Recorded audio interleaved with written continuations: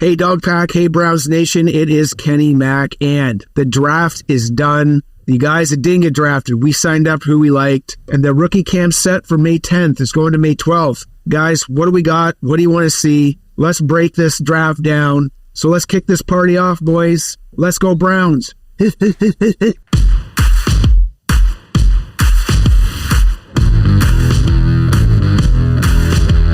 Welcome to the Dawgs Podcast with your hosts, Blake Reneker, Justin Charles, and Josh All.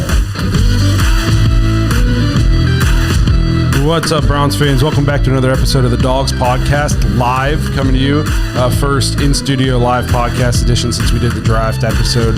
I just wanted to give a shout out to everybody who was here with us on the second night of the draft, hung out with us for 4 hours basically doing the draft. We had DF and Devontae in the studio helping us out. That was a ton of fun.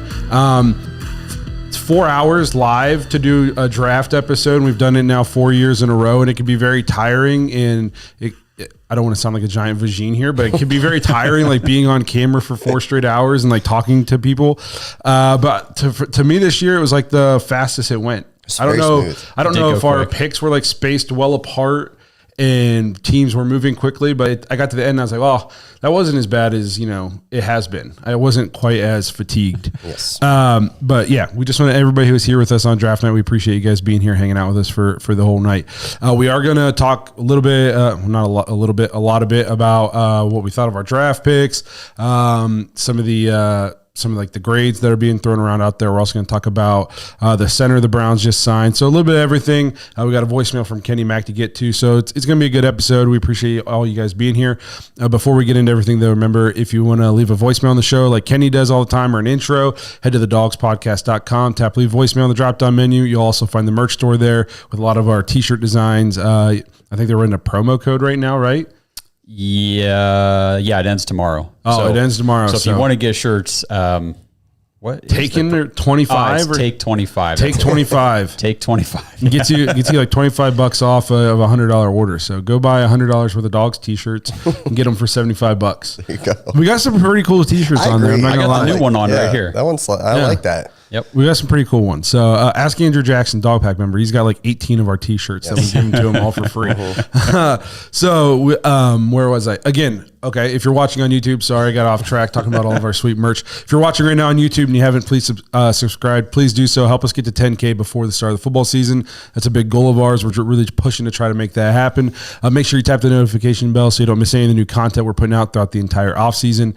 You can also find us on all the major social media platforms at The Dawgs Podcast, and you can also just listen to the show if you prefer at Apple, Spotify, and Google. Lastly, if you're looking for more Dawgs content, head to jointhedawgs.com, become an official Dog Pack member on the Patreon page. DF and Devontae, who were here with us on draft night, are Dog Pack members. Same with Kenny Mack. I almost forgot about giving him a shout out because I was thinking about the guys back there. Kenny Mack was sitting right here to my right for 4 hours after gallivanting across all of North America. Oh my gosh. He was in Canada or Ottawa to Detroit to here, or to like Cleveland, down here to New Philly, back up to Toronto, and then finally back to Ottawa. The dude, he was just like all around North America. He's a machine. Yes. So he does it for the Browns. He's diehard. So didn't want to forget to give him a shout out. And he found his packages. Yeah, no kidding. Wow. That was a blessing. Yeah. Was it you when we got in his car to go grab a beer before the live show and you said, hey, what'd you do, fly down here? Yeah. I did say that. We're in his car. Yeah. So I did do that. That was fun. The Dog Pack's a good time. You get an extra episode every week. You get access to the private Discord. We got video game threads. We got smoking meats threads. We got all kinds of threads. Any meat thread you can think of, it's probably in there. So if you want to hang out with us, hang out with cool Browns fans from all over, check out jointhedawgs.com to become an official Dog Pack member. So before we get into the draft, the bulk of the episode, we wanted to just kind of talk to you guys. What do you guys think about Browns signing center Brian Allen? He was with the Rams, started 32 games. He was a starter in a Super Bowl win. Mm-hmm. So he's already got one over on the Bengals, so that's nice. He's a Pro Bowl alternate just a couple years ago in 2021. What do you guys think of the signing? I guess just the first thing I took out of it when I saw the news was, man, they they don't want to risk the same thing that happened last year. That's what I took away from it. We had so many injuries at so many different positions. Posick was out. So to me, I took this is just more depth. And then it's not even just like a body. You know what I mean? This is a guy he's bringing like Super Bowl pedigree, another guy that has championship, mentality to the team. So I loved it. And I'm guessing, you're not paying this dude a ton of money. You know what I mean? So if God forbid there's an injury to Posick, this guy can slide in. And I liked it. It's a good pick. I mean, you got to remember, like when Posick came in here, he was signed just to be a depth piece. Correct. Because Nick Harris was going to be the starter. He goes down. Was it the first play of the preseason? Preseason, yep. And then Posick comes in and just does nothing but get graded the third best center in the league that year, and then gets extended. Now he's the starting center. So I never let any of these be like underestimated, in my opinion. I mean, Brian Allen could be a very crucial piece to the offensive line this season, depending on how things go. We don't know, but even if he is just a backup depth piece, that's a great one to have. Yep. Well, and we talked about needing to add quality depth on the offensive line. Yep. Like the depth really got tested last year. Yeah. We're playing with guys who maybe like shouldn't even be on an active game day roster at tackles and stuff like that. I think it was 2 years ago, or was it last year? I can't remember, where our center was like a 4th-string guard for a couple games. I can't remember. That was 22. Okay, yeah. So Freeholt or whatever his name was. So you can't ever get. It's never bad to add quality depth. It's not just about having guys. It's about having guys that if their number's called, they can still go in and perform. Like you want your backup. He might not be able to play at a consistently high level like an everyday starter, but your backup, it shouldn't be a drop off. It shouldn't be, this is our starter and next guy off the bench is a practice squad player. Yep. You know what I mean? It should be a guy who can still come in and give you solid. He can come in and spot start for you a couple games a year if he needs to or something like that. And it's not going to be a huge drop off from the starter. He's maybe not as consistently great, but he can still play at a high level in spurts. And I mean, the guy he's only a couple years removed from being a Pro Bowl alternate, starting for a Super Bowl team that ran the ball well, by the way. So it's, to me, it's a very, very good signing by the Browns. And I think you saw with this offseason, this free agency, and we're going to get into the draft, is it wasn't even so much about fixing like the team now or the core now. It was depth and future. Yes.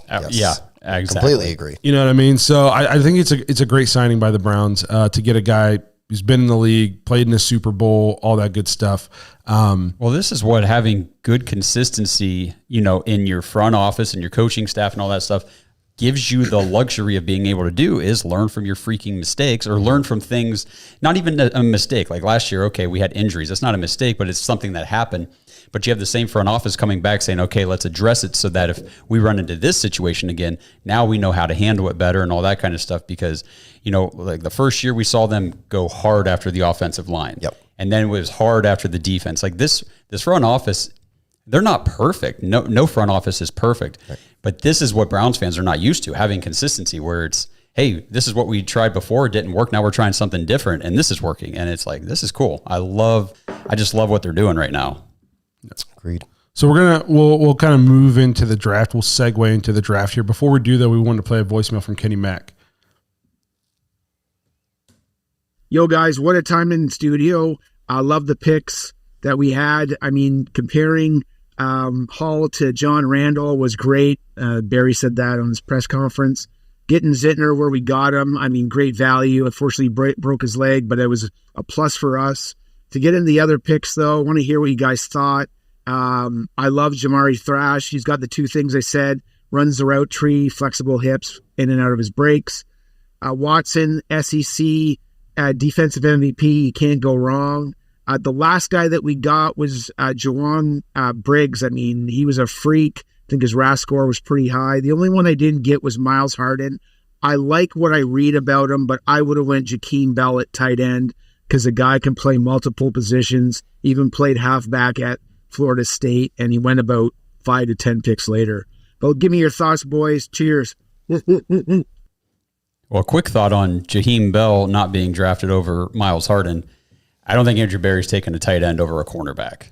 They value cornerbacks so much. And the thing with Bell is he slid the whole way through that draft. And I think it's because of his size. He's a smaller guy. He's never going to play traditional tight end in the NFL.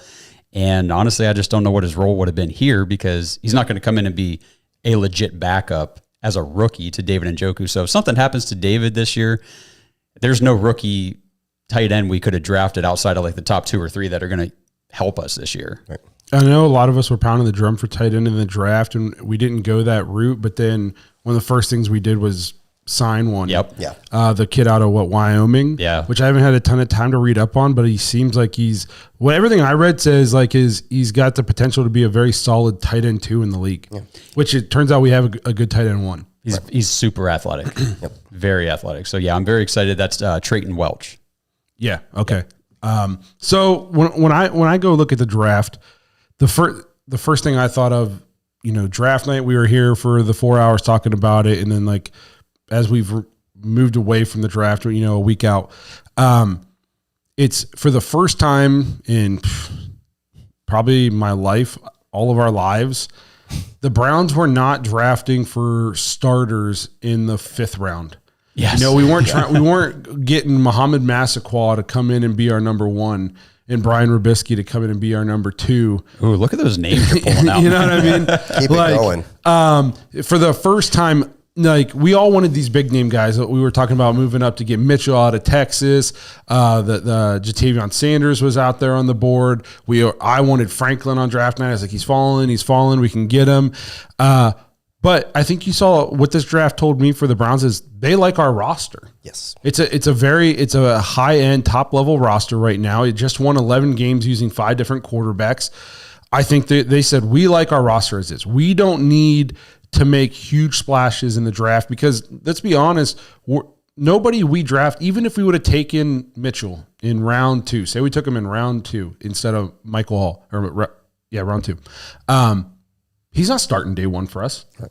You know who does have a chance to make an immediate impact this year and down the road is Michael Hall. Right. Yep. Okay. Like Mitchell wasn't getting on the field. You just gave Judy a contract. You just brought Elijah Moore in. You just drafted Cedric Tillman last year, who I think the franchise has high hopes for. You still have Amari Cooper. You have David Njoku as a pass catcher. Like he wasn't getting on the field probably as a rookie. So we're pounding the drum for some of these high profile names. And the Browns said, we're going to let the draft come to us. Yes. We're going to address positions that we know might not be an immediate need now. Like we don't need Michael Hall now, but he will probably see the field this year and hopefully make an impact. But we drafted Michael Hall for next year and the year after. And we're finally drafting for the future because we started at the bottom. And we started crafting this roster years ago. And it's to the point now where we don't have to reload it in the draft every year. It's just about sustaining and building and having a good foundation and just filling in holes where you think you're going to have them in the coming years. So I think Browns fans had to kind of get over the fact like we didn't necessarily need any of these huge name people. We went and got guys who were going to help us in the future. I don't think you could have said it any better. And still, like, even when I talk to people about it, they're just like, I was just kind of a little disappointed. We really didn't move. There was nothing in this draft that was like sexy, right? There was no sexy picks. There's nothing like, oh man, gosh, like this guy's going to come in and immediately make an impact. But you couldn't have said it better. I felt like every pick was with down the road in mind, because a lot of these guys that we like that are key pieces on this team, we're either not going to be able to afford or they're going to, production will fall off. I mean, Joel Bativer. He's already in the same amount of seasons, I think, as what Joe Thomas played. Right. So to me, I liked our draft a lot. And it was weird because I felt like, we wanted him to jump. We wanted him to move around. They, like you said, they literally just let everything fall to him. And they didn't, for the first time in such a long time, I felt like it wasn't like what we needed right now. Like it was all just, hey, this is the best guy that's available right now, and then we can flip this guy into a starter. Not this year. I don't think that anything in this draft says this year right now, like as far as this is going to be an every down guy. But everything long-term going, 2 seasons down the road, there's some guys here that can really make a huge impact on this team. And it's cool to see because, it might be frustrating to Browns fans, but I think we're still stuck in the same mentality of like, we have to go get guys. Like we have to go get these special guys right now. Well, we already have those guys. They're on the roster. we're paying those guys. You know, this is down the road. This is depth. You know, if we have the same kind of injury history that we had last year, these guys will get meaningful time. But like, it's so relieving just seeing us being able to build now. When you go and you look at like the very high level successful teams in the NFL, like the Baltimore Ravens, they never move. No. Yeah, they just sit and just let everybody else trip over themselves and give up tons and do all this stuff. And then at the end of the draft, you're like, how'd they end up with these three guys? Yep. They just Eagles do the same thing. Yes. Who does? Eagles. They're aggressive. I do like how aggressive Howie is though. Like if Howie's not afraid to sit. Like he'll go and attack some. Well, they did move up in front of the Browns in round 5 to get Jeremiah Trotter Jr., Yeah. which I thought was interesting. Yes. But the fact, actually, that's a good segue because I know you said this draft wasn't sexy, and Blake, you said, you know, the guy who probably has the most chance to make an immediate impact is Michael Hall, and I agree. But, you know, we didn't get Jeremiah Trotter there in the 5th, and we got Nathaniel Bookie Watson in the 6th round. And I think this guy's got a chance to contribute big time in year 1. I really do. Yeah. Just from what I've watched, now it's not a ton, you know what I mean? Like when you're watching these highlight tapes of these guys, they're not going to show you the bad stuff. But like I feel like he's very good at just ball hawking, going to the ball. You know what I mean? Like, and the big weaknesses that I saw from him, like what people would say is like, he's not great in coverage. Well, that's not his role. You know what I mean? Yeah. We need him to stop the run. You know, that's like for years now, that's been like one of our biggest gripes. We're just like average running backs can absolutely dominate against us. But I really, really like that pick. And then you're getting him, like the value that you're getting him and that late, it's kind of crazy. Do you remember when we got Martin Emerson? It was, okay, so he dominated against SEC receivers, right? Yes. Well, Nathaniel Watson was the SEC Defensive Player of the Year. 137 tackles, 13 tackle for loss, and 10 sacks. And he had a pick. From the same school as MJ. Yeah. And that's not just like a one-off. The year before, it was 113 tackles, 12 tackle for loss, 6 sacks. Yep. Here he dominated competition in the conference that everybody says is the best conference in college football. Exactly. You know what I mean? And so he was the SEC Defensive Player of the Year. I mean, it's like you said, to get him as late as we got him, and he's maybe not one of these like new hybrid linebackers, sideline to sideline, but like you said, he's gonna between the tackles, he will stuff the run. We have a sideline to sideline guy. Mm-hmm. Yes, we have JOK. We have safeties who can come down and play in the box like Grant Delpit and D'Anthony Bell. We have, you know what I mean? We have those people who are athletic enough to do that. We want to free JOK up to do that kind of stuff. We don't want JOK sitting behind, or 4 yards from the guard with a 310-pound guard coming to the second level to chip on him, and he's got to make the most athletic moves he's ever seen in your life to get around these blocks to try to tackle a running back who then probably weighs 20 pounds more than him. Like, we want JOK freed up to do all this creative blitzing and coverage and sideline to sideline stuff. This guy allows him to be free to do that kind of stuff. And I like how big he is. He's durable. Like you said, over 100 tackles, multiple seasons. It wasn't a one-off. Like significant missed time for injury in his last 2 seasons, at least. I didn't look back further. 21, he didn't. I don't think he missed any time. He had 83 tackles. Yeah. So to me, that like you got the SEC Defensive Player of the Year in the 6th round, and you were able to do that because he plays at a position that the league is it's like the running back of the defense, where people might undervalue it, but if you have a good one, it makes a difference. Like, people undervalue running backs, but look how nice it is having Nick Chubb. Yeah. When you didn't have Nick Chubb last year, what happened? So you might not value middle linebacker like we did 10 years ago, 15 years ago, but when you have a really, really good one, it makes a difference on your defense. Yep. I know I've seen some people talk about, I guess we can kind of go a little bit through the picks. Michael Hall. I'm never going to complain about drafting an Ohio State player, a good Ohio State player. Right. I didn't like when we did, like, I already threw this name out once, but we just drafted. It's like we drafted Brian Robisky because it's like, oh, we suck. Let's just let's just take this guy out of Ohio State so the fans will be happy, so they don't remember that we won 2 games the last 3 years or whatever. But I think he has a chance. He's going to be one of these guys. I think has a chance to be better in the pros than he even was in college. Ohio State's defense the last few years has just been, as a whole, like not great. And it's been, you know, we've switched defensive coordinators. I think practices at Ohio State are maybe a little soft at times. Like Ohio State's a little bit finesse. Okay. But you watch, I've been watching some Jake Burns stuff about Michael Hall, and he says like his swim move is insane. He makes linemen miss, like just whiff frequently with his swim move. He said reminds him a lot of Chris Jones. Yeah, well, he had the second highest pressure rate of defensive tackles in the nation last year. So I mean that kind of stuff. Now I know the counting stats. Obviously, he didn't have a ton of sacks, a ton of tackles, but he wasn't even used that much, was he? I mean, it wasn't like a full-time player. I think the nice thing too with him is like he's 20 years old. 20, yeah. You know what I mean? Like Local kid coming home. yeah. Oh, I think out of Toledo, somewhere in there. He's from Streetsboro, yeah. Streetsboro. Yeah. Okay, so even closer. Yep. Goes to Ohio State, gets to stay in state, play in front of his family. He's coming to a defensive line. He's coming to a perfect situation. Yes.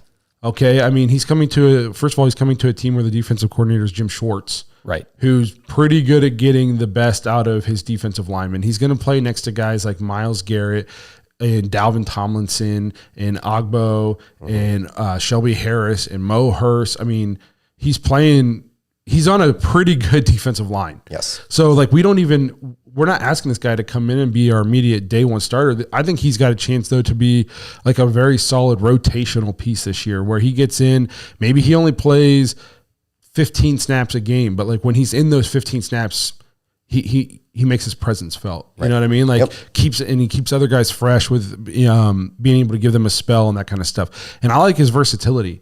He's athletic enough where you line him up inside, he's going to be quicker than these big guards and these centers and stuff like that. Like, so you can use his athleticism there. If anybody on the edge ever needs a spell, he can bump out and he can rush off the edge for a few plays. Like, I think it's a very good pick. Some people have called it a reach, and then I've heard other people say this was the best defensive lineman in the draft, or at least one of them. So I think it depends on what you wanted a defensive tackle to do for you. I mean, if you wanted a big run stuff, a gap stuffer, no, he was not your guy. Yeah. For what the Browns wanted him to do, this is the guy. He scored a athletic score of 86, which was third amongst defensive tackles at the combine this year. So he's a very good athlete. I'm excited to see what he does for the Browns. I think he has a guy. I don't know if all these rookies make the team. Obviously, he's going to make the team. And I think the linebacker is going to make the team. But I think this is one of the guys we took who has a chance to make his presence felt this year. Maybe not full time, like I said, 15 snaps a game somewhere in there where he's going to be a nice rotational piece. Then we move in. I think it's really funny that we take Zack Zinter. Yep. The guy who Michael Hall fell on and broke his leg. Yes. And honestly, if Michael Hall doesn't fall on him and break his leg, the Browns probably have no chance of drafting him. We were saying that before he got here. There's no way we get him in the third round. Right. No, I mean, this guy. Late third round. This dude was he was the best guard in the country until the injury. A 4-year starter. Yeah. And what I saw, his stats were insane in Michigan. And I'm never going to complain about Jim Harbaugh. What did he do up in Michigan? He turned them in. They were tough. They were physical. Yeah. They were like the opposite of Ohio State, which is why they beat us. That's true. You know what I mean? In the trenches, they dominated us the last couple of years. This guy is a mauler. He's tough. 4-year starter at a big-time university. And he's just nasty. This is a future Wyatt Teller, Joel Bitonio replacement, and he has future. The sky's the limit for this guy. As long as he comes back from his injury, which by all accounts he will. Yeah. So, I think the sky's the limit for this guy. All of college at right guard.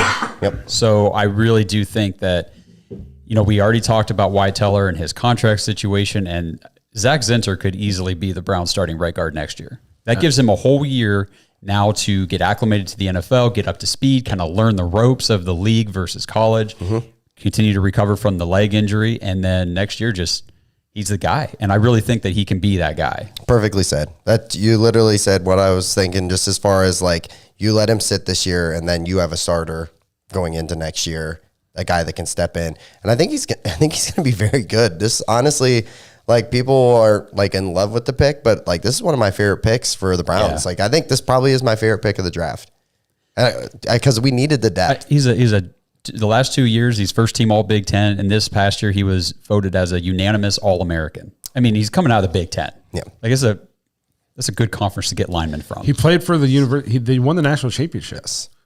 And they did it running the ball. Yeah, exactly. So yes, this was a very, very good pick, I think. And it was one of those deals where Franklin was on the board, and we were like, Browns are going to get him.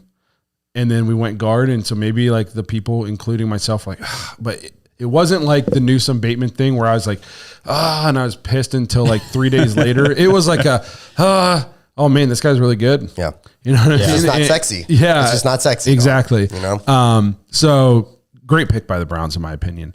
Then we move to the 5th round, take wide receiver Jamari Thrash.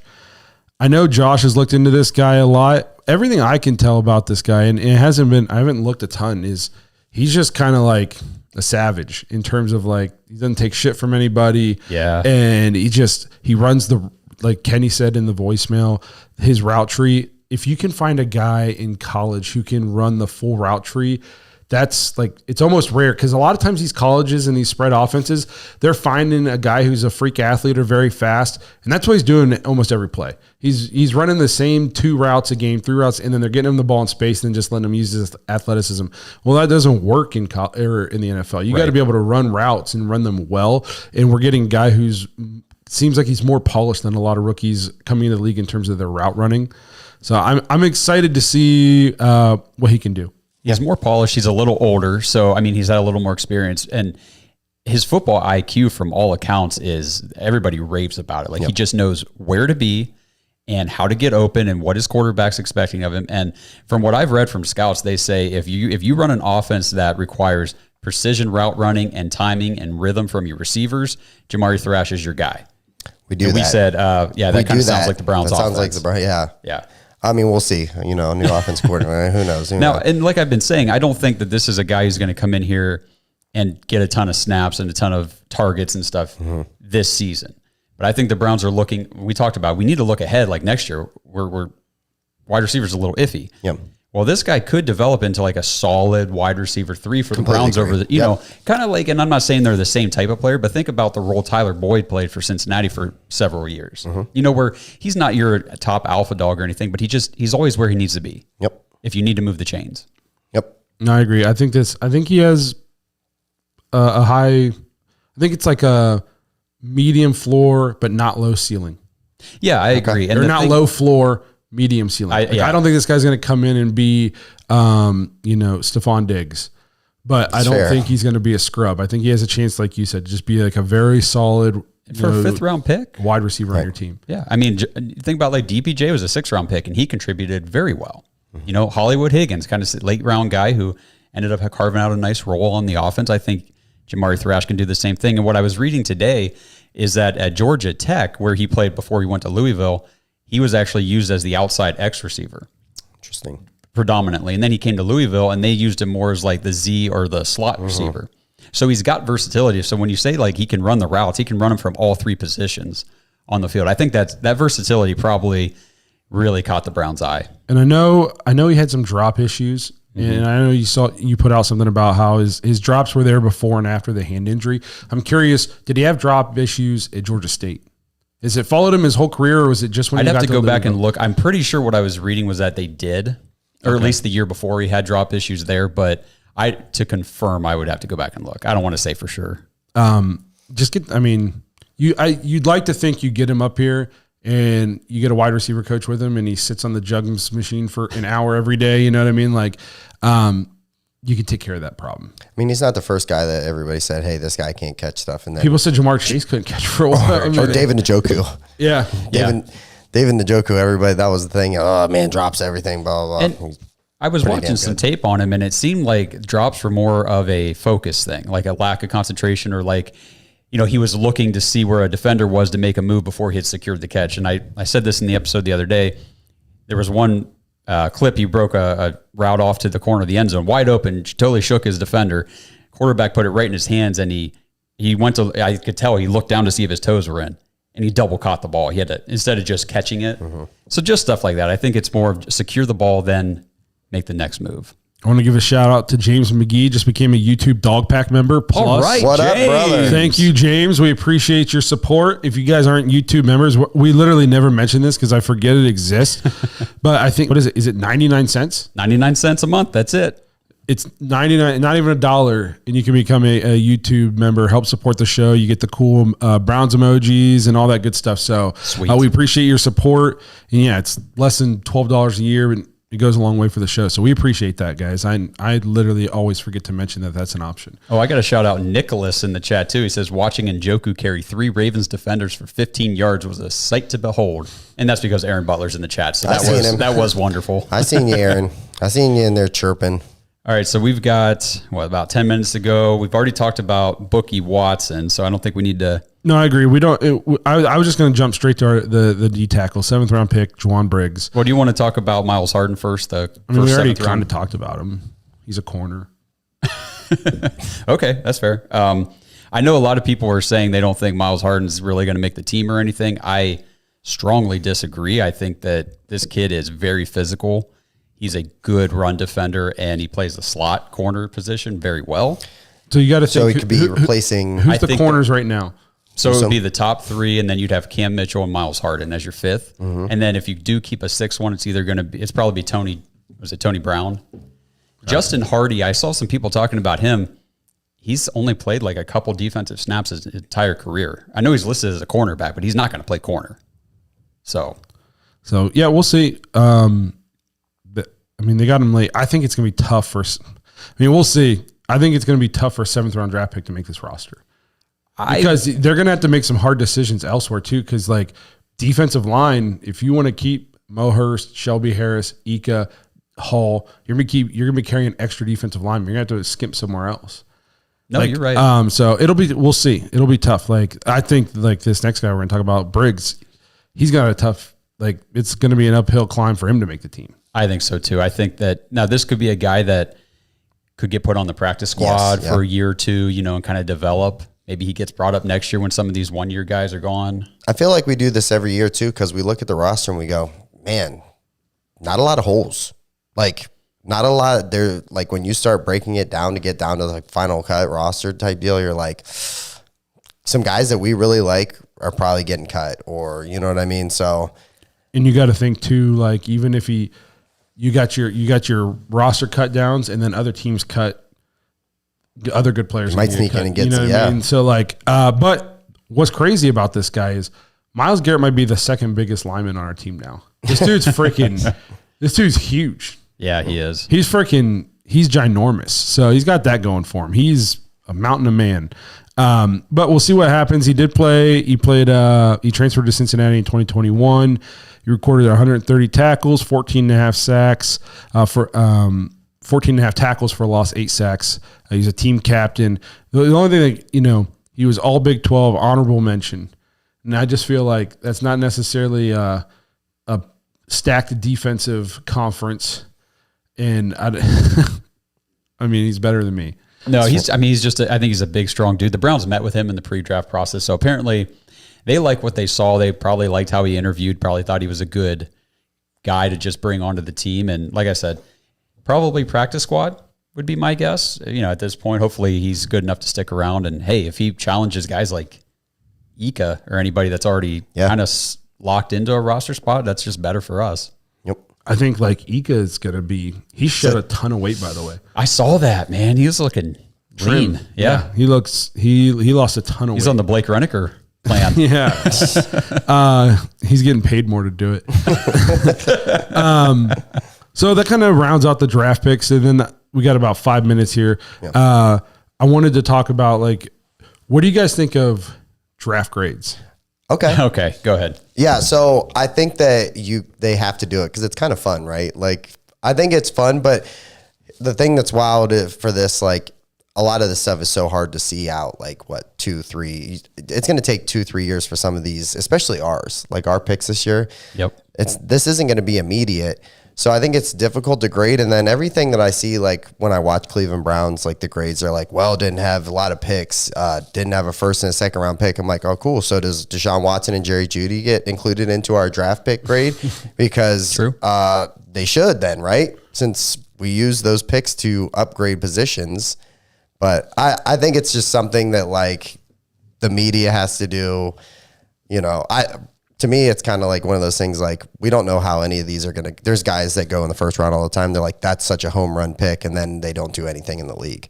I'd say it's super fun, but it's super dumb. Correct. It's so true, man. Correct. It's so dumb. Well, the thing that gets me the most is when these like bigger outlets or whatever do draft grades for all the teams. And it's like, you don't follow the roster. You don't follow the front office. You don't understand their philosophy. You're not looking at their draft history, their tendencies, where they allocate their draft capital, or not draft capital, their salary cap, you know, to. Mm-hmm. They give out grades based on picking like in what they consider the value. So not only who you got, but where you got them. But how can you put value on somebody that you don't know what they're going to be worth because they've never played a down in the NFL? Right. Yeah. So I was watching a video with PFT commentator the other day. He was talking about how stupid draft grades were, and he's talking about one. I think it was 2012, the Seahawks. Somebody came out and they were the only team that got an F grade that year, and they were clowned on for their draft. They had the worst draft picks. It was the worst draft anybody's ever seen. It was the year they drafted Bobby Wagner, Russell Wilson, and somebody else. Like three. Their first three picks are three future Hall of Famers. Garbage. And they were the only team to get an F grade that year. And then they got a Super Bowl out of it. And then they got and you know, one of the best franchises in the last decade. Yeah. Decade plus. So draft grades, again, they're fun, but they're so dumb. Yep. It's pointless. It's just so Mel Kiper can have a job. And I think people need that like instant gratification when they go and see their team. Like they need to go, oh man, we knocked it out of the park. We got an A-. Well, we've been doing it since we were 4 years old. We've been getting gold stars if we do, it's like, what's my grade? What's my grade? And So I think that it's just like people need that instant gratification to it. Like, did we do good? Did we do like how I thought we did? I'm like, I don't know. Yeah. I'm not even. I think this was a solid draft for the Browns. 3 years from now, it might be awful. Yeah. I saw we got a C-. Or it might be great. I mean, the year that we drafted Martin Emerson and we didn't draft until the third, I'm sure we didn't get good grades because it's like, the Browns didn't have a first. They traded out of the second into the third. The first guy they took was a corner. They don't need a corner. They've got a Ward. Everybody said he sucked. And how's that draft grade now? Pretty good. Exactly. Pretty damn good. Yeah. So, actually, I think the Seahawks did it again a couple years ago when they got both their tackles and they took the was it Tariq Woolen, the corner? Yeah, and he ended up being I'm pretty sure their draft grade that year, if I remember correctly, people were kind of like clowning that draft D-. and then they immediately turned it around and went to the playoffs, and all those guys are starters. So draft grades are, like I said, they're fun. It's fun stuff to do in the off season, but they're so dumb. You can't grade a draft for probably minimum 3 years, minimum. Yeah, especially if you're a good team. Yeah, like we're not expecting to see any of these guys full time for a couple of years. Yeah, they asked Andrew Berry that before the draft. They said how long, because Bill Belichick was saying usually about a year and a half to properly evaluate a rookie, and Andrew Berry, of course, said it depends on the player, the position, where we drafted him, what we expected from him to start with. Like it just depends on all those things. So if you draft a guy and it's like we expect you to be a year one starter and you can't be, well, then obviously that's a lower assessment than a guy that's like, he's a 6th round pick, a depth piece, or like a 3rd round pick like Emerson. It's like, dude has to be on the field. Serious roster problems too. Yes. You know what I mean? Where you're like, we have to hit a home run on this pick or we're in big trouble. Like, yeah, that's what I love about this draft. The Browns needed no home run picks. Right. Yep. So, we're going to wrap this thing up, a little bit of a shorter live because special treat. We're announcing this, right? We are going to hang up with you guys, and then we are going to be interviewing newest Cleveland Browns running back, Aiden Robbins. Robbins, yep. Okay. And I'm very excited. Oh yeah, this is going to be awesome. So make sure you guys stay tuned for that episode coming out sometime later this week. He's going to sit down with us. We got him coming in studio. No, I'm just joking. He's in the green room right now. No, we're going to be jumping on a virtual call with him. Can't wait to talk to him, get his thoughts about coming to Cleveland and the draft process and everything he just went through. So we're super excited to have him on. So make sure you guys check that episode out later this week.